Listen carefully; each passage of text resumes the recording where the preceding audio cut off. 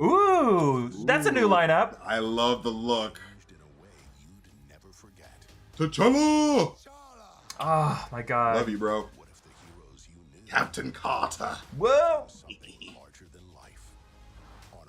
Guns are larger than life. Woo! Killmonger.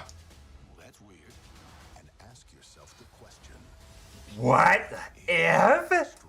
What if? What if? What if? Welcome back to New Rockstars. Marvel Studios animated series What If is 1 week away with 9 episodes, each presenting a hypothetical scenario based on the long-running Marvel Comics series, here presented by The Watcher, voiced by Jeffrey Wright, who is the creepo in the sky who knows what video you just clicked away from. What the if? What the if? I love what the if so much. It's We're so going great. with what the if.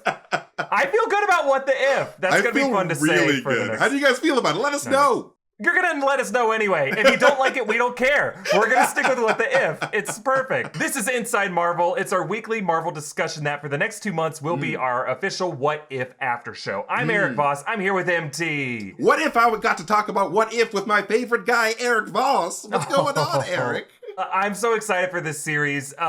Everything we've seen from it so far just looks crazy. I know not everyone's going to immediately jump on board with an animated version, but this is still Marvel Studios, and it 100%. still seems to be pretty canon, at least to the people making this show.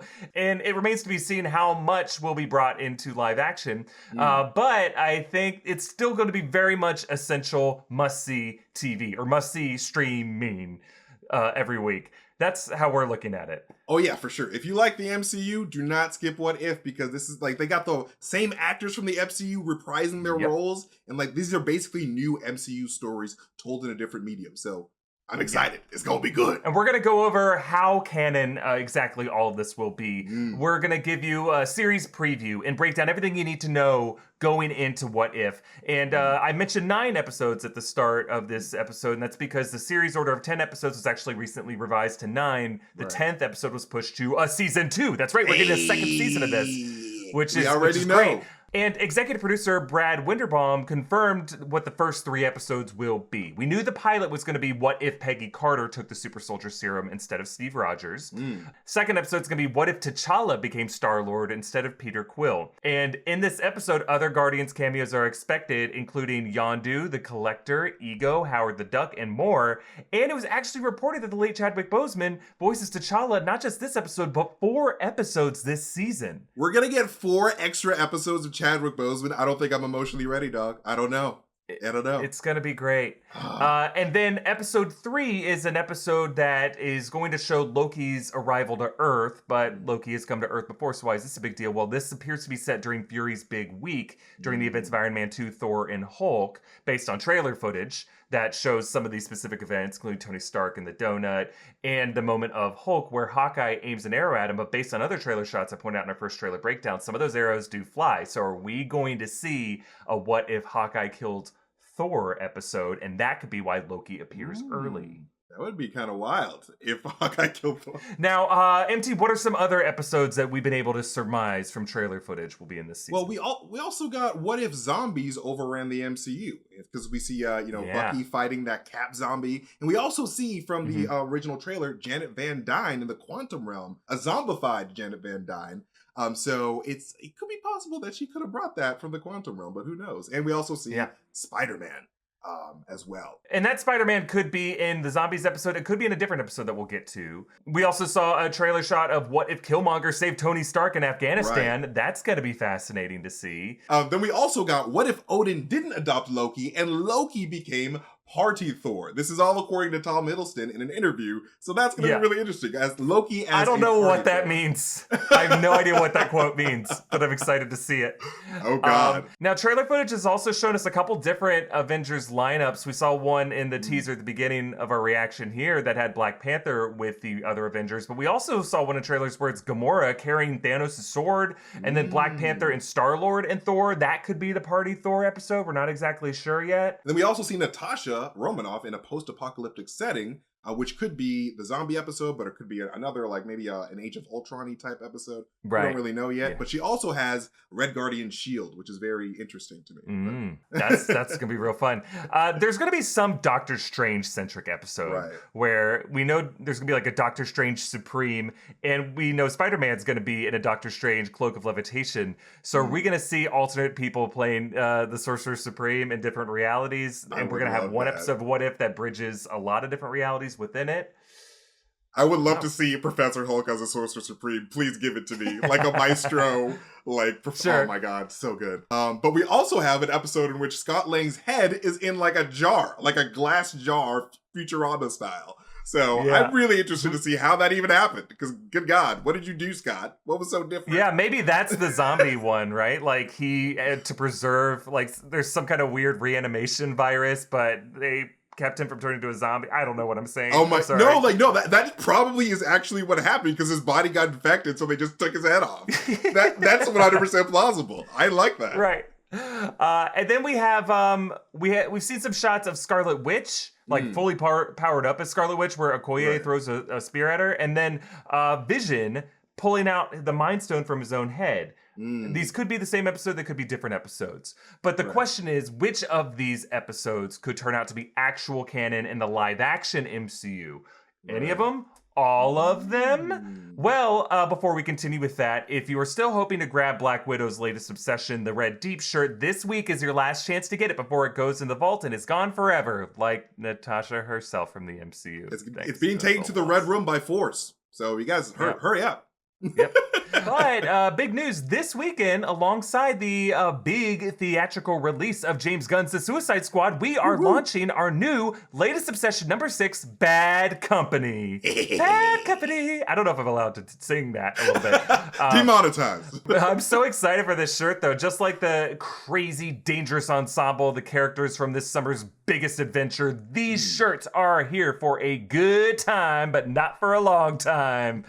So check out our new latest obsession on Friday, August 6th. It's the same day The Suicide Squad hits the theaters, and you can check out that and all of our great merch options at newrockstarsmerch.com. Okay, so our first question of the day, Eric, is what if any of the What If episodes have actual canonical implications on upcoming MCU's titles like Doctor Strange and the Multiverse of Madness? Well, Marvel Studios certainly wants us to think that's going to be the case. Yes. For sure. Absolutely watch the show. Everything is going to be essential and important and will be on the test at the end of the phase. It's all required reading. Yeah, I think so. I like to think so. Yes. And it's reading for us because we put on the subtitles and just read the subtitles. And then I do a second watch where I look at all the imagery and then merge my two brains. I put the brain in the brawn after 18 months in the gamma lab. Hey, bro, I'm an anime nerd, so subtitles is what I do. So all day, every day. So just to look at what the people working on the show have said, head writer AC Bradley declared that the events of What If are canon. It's part of the MCU multiverse. The multiverse is here. It's real, and it's absolutely fantastic, people. Get used to Seinfeld. It's there. Yes, it's real. And it's fantastic. Executive producer Brad Winderbaum said, quote, "It's no coincidence that the show picks up right after Loki. The multiverse has erupted in every possible direction. And that What If gives Marvel, quote, a chance to explore that. I think that without going into great detail, I can tell you that What If, as a project, as a story that exists in the MCU, is as important as any other and is woven into that tapestry."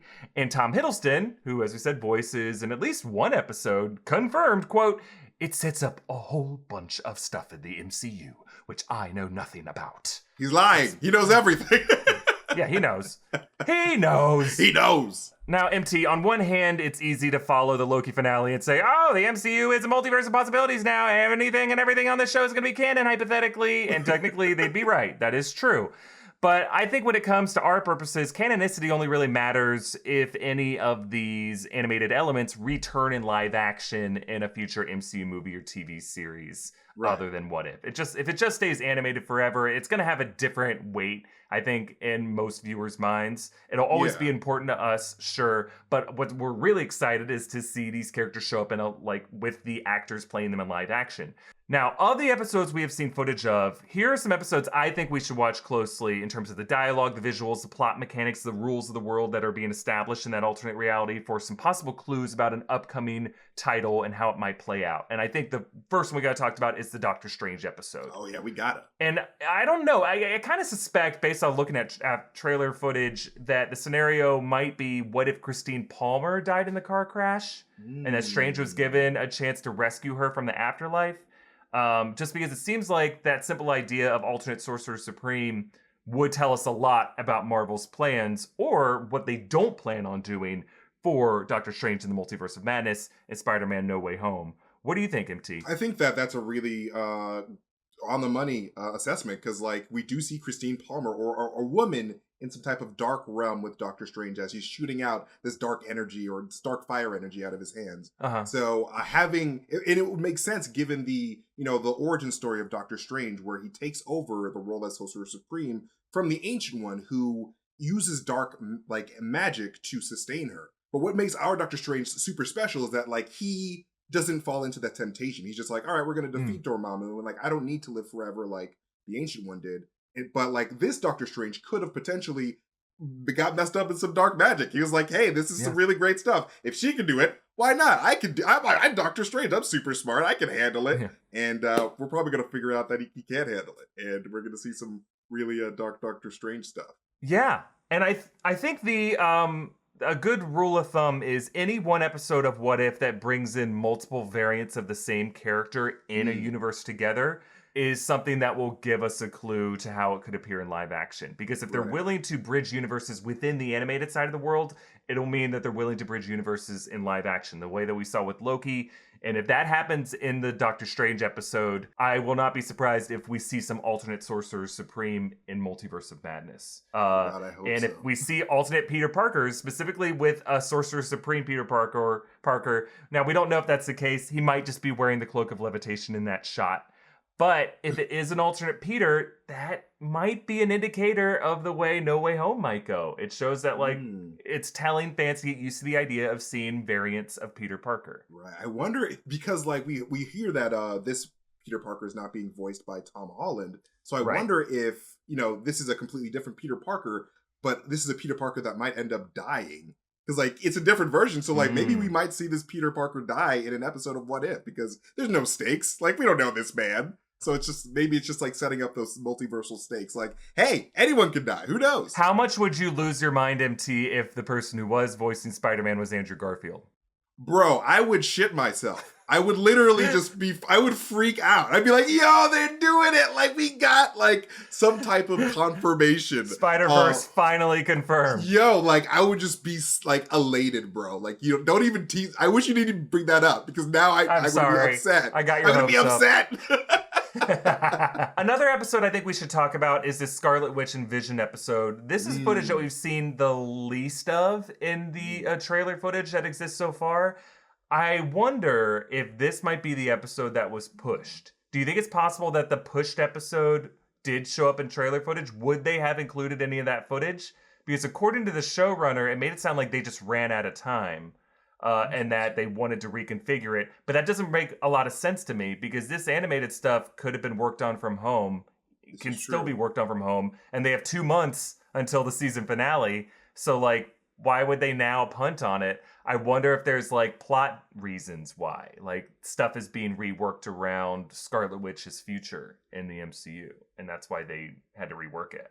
I really hope that it's just like we had one idea for a Scarlet Witch and Vision episode, but like we're just gonna scrap that and just do like a what if with like WandaVision, like a different take on WandaVision, because everyone wants another season of WandaVision. So I feel like the best way that they could do that is just like, here's an episode of What If that has a different take on WandaVision. Like, what if the WandaVision kept going forever? Like, what if the bubble expanded? What if the world became WandaVision? I think that'd be really fun. So I hope that it's just like you know what, we have a different vision for what we are doing. Another episode to keep our eye on is that if it is the zombie episode, the shot of Janet Van Dyne in the quantum realm, the fact that we're going back to the quantum realm is very interesting. We need to keep our eyes peeled when we go to the quantum realm, because are they going to put that city in the background again? Are we going to get some Kang, Chronopolis hints again? I feel like it'd be a good opportunity just to throw it in there to remind us that there's something there. Oh yeah, for sure. And like there's another thing that people don't really think about is that like we know that there's a city in the background, but like a lot of the Marvel people that consume MCU content have no idea that the city is there. So I think it'd be a really great opportunity before Quantumania to point people in that direction, like, hey, there's a city here. Like we're gonna tease you what's going on and we're gonna go into it in Quantumania. Well, do you think it could be something to where Kang in that reality decided to infect that reality with the zombie outbreak and gave Janet Van Dyne this virus so that when she gets sucked back out of the quantum realm, it causes this mass zombie outbreak to happen. And that's how Kang just decided to rid himself of that reality, Bro, that would be a genius plan. Like, get rid of everybody. A little messy. Yeah, it's very messy. Fun. Hey, there's different Kang variants. They work in different ways. Whatever floats your Kang boat. You know what I'm saying? That's right. Now, we should acknowledge there was apparently one episode of the Guardians of the Galaxy episode that they had to scrap because it was too similar to what James Gunn has planned in his script for Guardians Volume 3, which is fascinating, right? Yeah. Like, it makes you wonder what specific bonkers shit is James Gunn planning that was supposed to be a What If episode. Right. It's so insane it was going to be What If. Like, that makes me even more excited for Volume 3. Right? I saw that this morning. I was like, what could it be? Like, is it what if, like, Rocket never met Groot? Like, it could be anything. Like, it could be a lot of cool scenarios there. Another episode to keep our eye on is the pilot, of course, Captain Peggy Carter. And in trailer footage, she's fighting some tentacled monster from another dimension. MT and I were talking before the episode, thinking it's the many-angled ones, perhaps. Right. But what's on the other side of that portal? What does it lead to? And an update we want to give you, Winterbaum actually confirmed that Captain Carter will be a focal character in this series. It's going to return in Season 2. He said, quote, "We realized as we started developing the second season that Captain Carter was going to be the character we would revisit in every season and continue that adventure. Obviously, we're telling a story on a giant multiversal canvas, so you never really know who's going to pop up where and when. It's very much an anthology, but there's always an opportunity for fun connections to be made." Wow.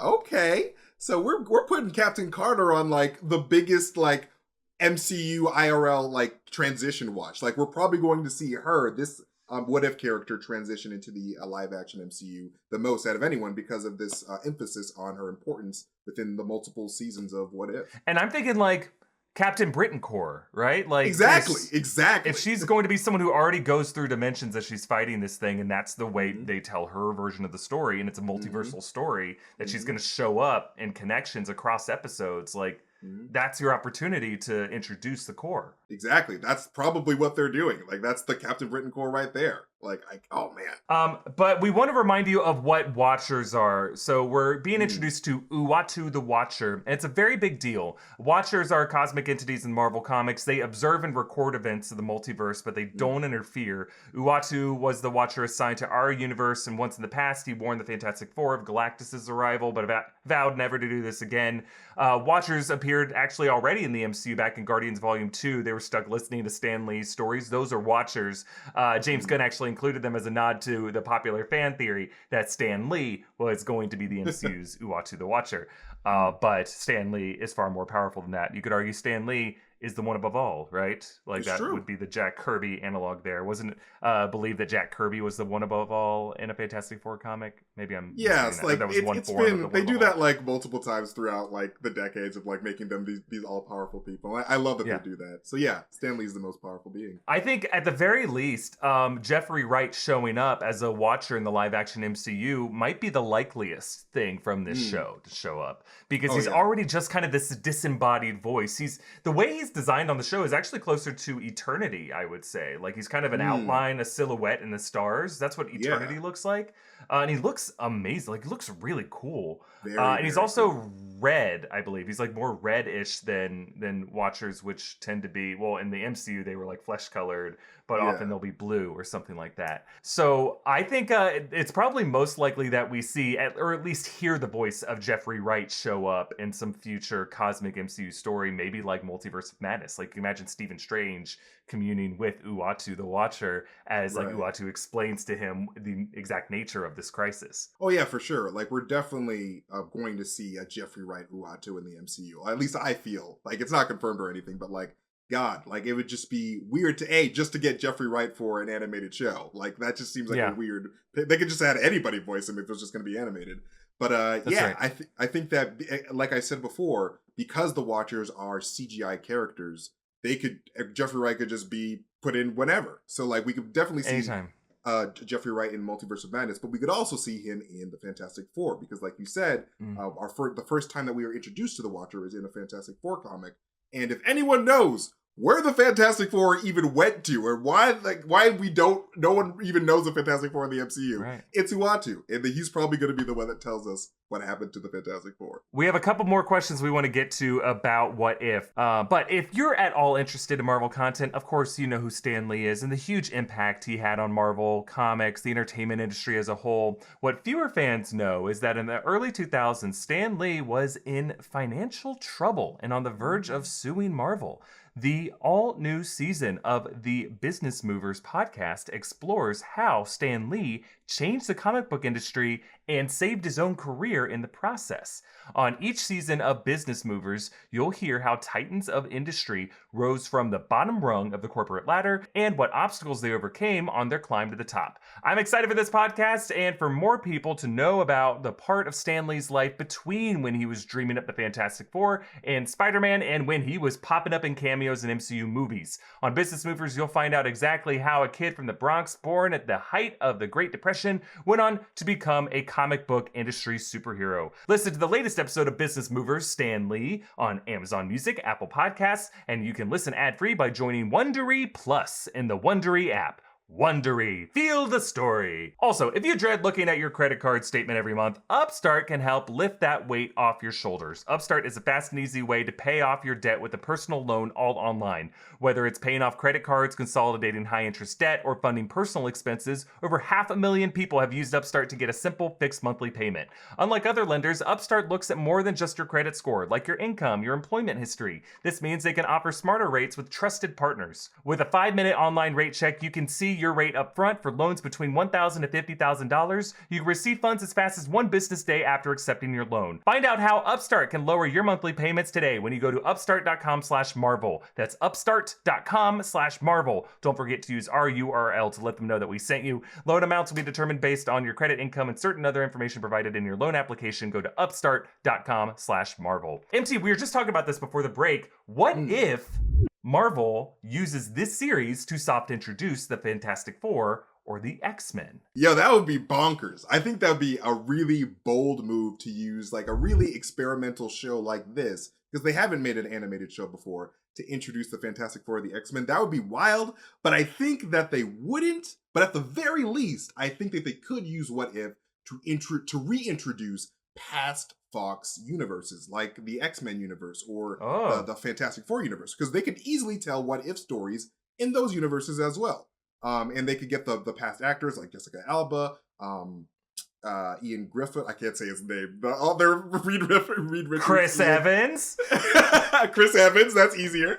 All of them, and like the Fox X-Men, and like just to make new stories, and Hugh Jackman, because we did see on Instagram that Hugh Jackman, he was teasing working with Kevin Feige to some degree. So we were sort of suspecting. We all saw that. All of us are looking at Hugh Jackman's Everyone's following every day Hugh Jackman. for educational purposes, academic reasons, purely.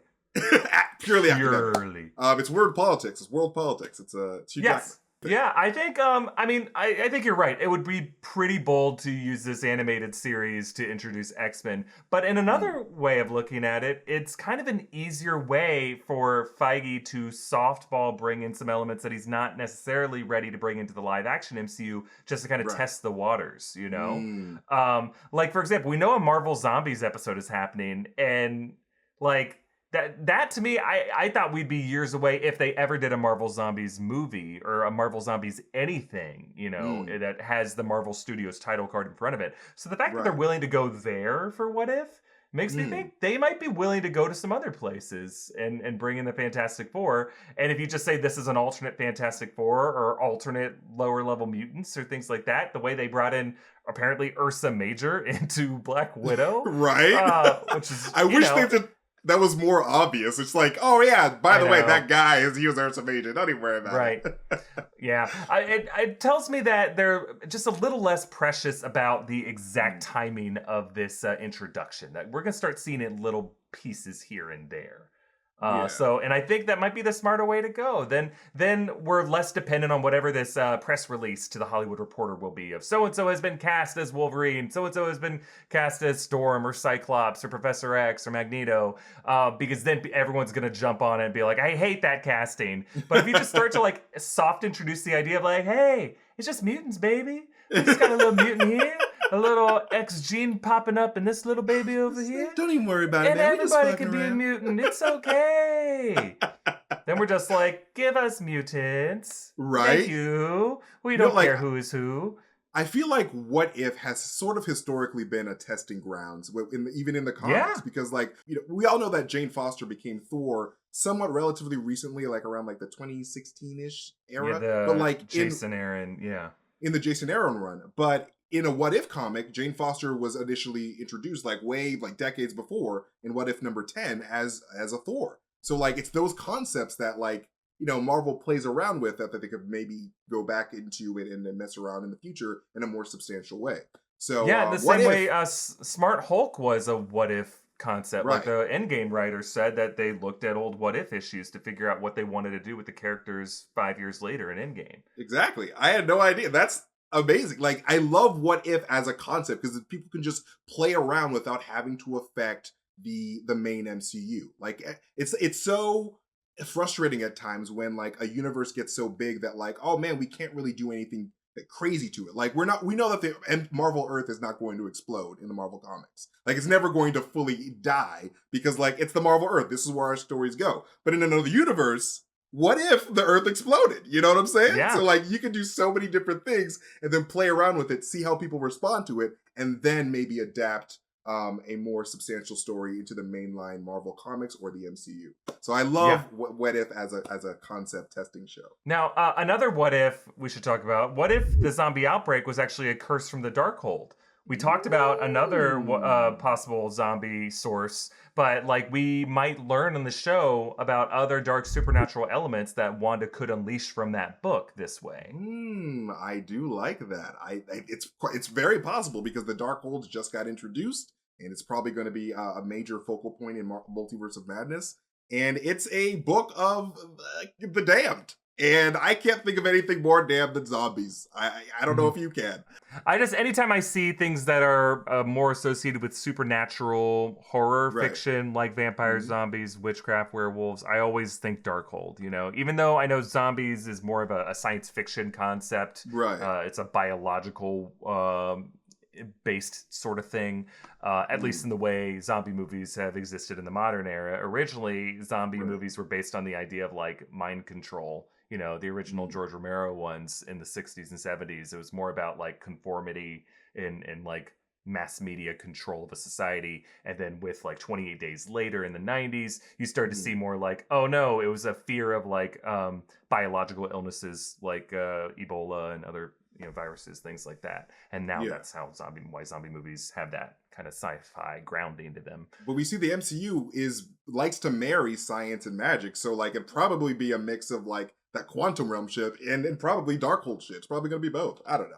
Yeah, a couple more questions, but first, our friends at Blue Chew have a unique online service that delivers the same active ingredients as Viagra and Cialis, but in chewable form and at a fraction of the cost. Blue Chew is an online prescription service, so no doctor's office or pharmacy trips. It ships right to your door in a discreet package. You sign up at BlueChew.com, consult with one of their licensed medical providers, and once you're approved, you receive your prescription within days. Their licensed medical providers work with you to find the right ingredient and strength. And Blue Chew is chewable, just like it says in the name, which is great news for folks that don't like swallowing pills. So if you could benefit from some extra confidence when it's time to perform, visit BlueChew.com for more details and important safety information. And we've got a special deal for our audience. Try Blue Chew for free when you use our promo code InsideMarvel at checkout. Just pay the $5 in shipping. That's BlueChew.com, promo code InsideMarvel to receive your first month for free. And we thank Blue Chew for sponsoring this show. Also, big thanks to Keeps for sponsoring us.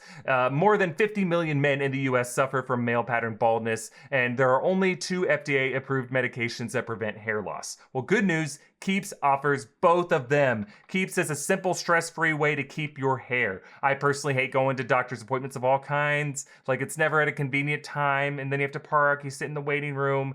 It's obviously important. It's just not very fun. It's about as fun, I imagine, as losing your hair is.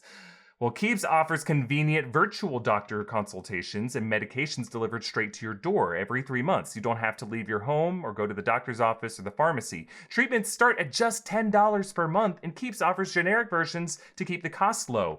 Their proven results arrive on your doorstep in discreet packaging. Keeps has more 5-star reviews than any of its competitors. So with hair loss, prevention is key. Treatments take 4 to 6 months to see results, so you gotta act fast. If you're ready to take action to prevent hair loss, go to keeps.com/Marvel to receive your first month of treatment for free. That's keeps.com/Marvel to get your first month for free. keeps.com/Marvel.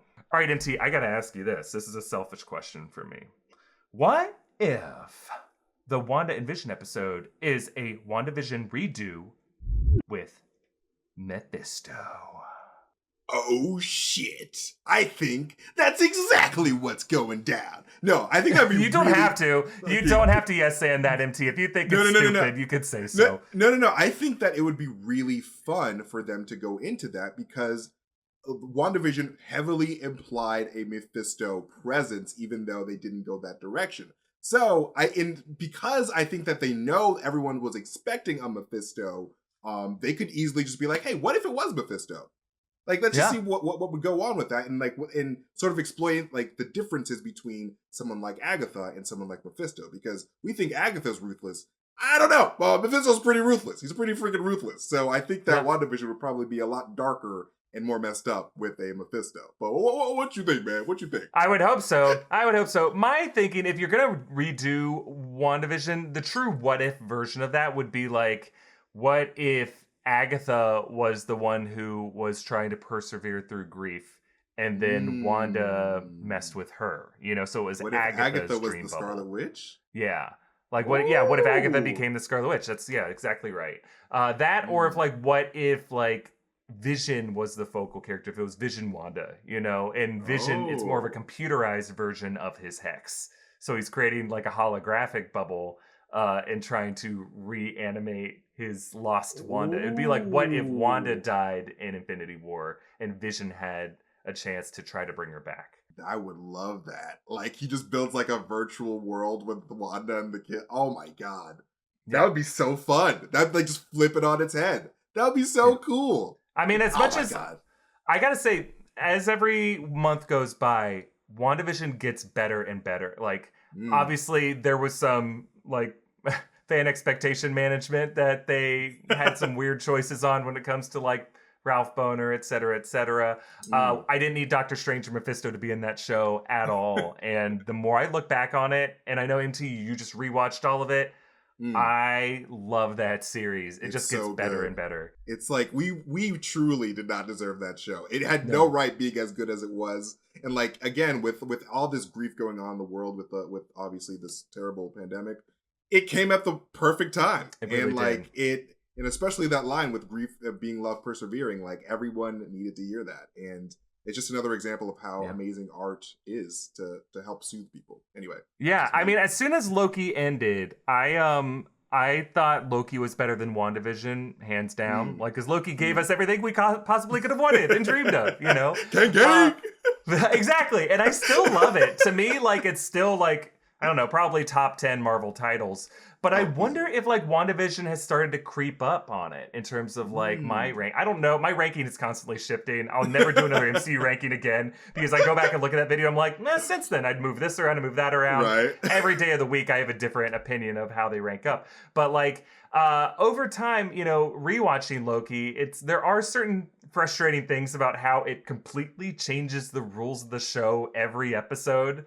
And it does rob itself of its stakes at the beginning of every episode. The fact that it does that. The fact that it completely tears off the tablecloth and the flowers are not still standing. It's just a completely different genre of show, which I kind of love. But whereas WandaVision literally was a different genre of show episode with the new sitcom style, you did start to feel like they were closing off doors of possibility and then arrived at some answers with Agatha all along. And that twist of Agatha all along at the end of episode 7, as great as Kang was, I think I was more tickled by it being Agatha all along with that song than just the elevator doors opening and it being Jonathan Majors. I loved both reveals. I just kind of loved Agatha all along a bit more.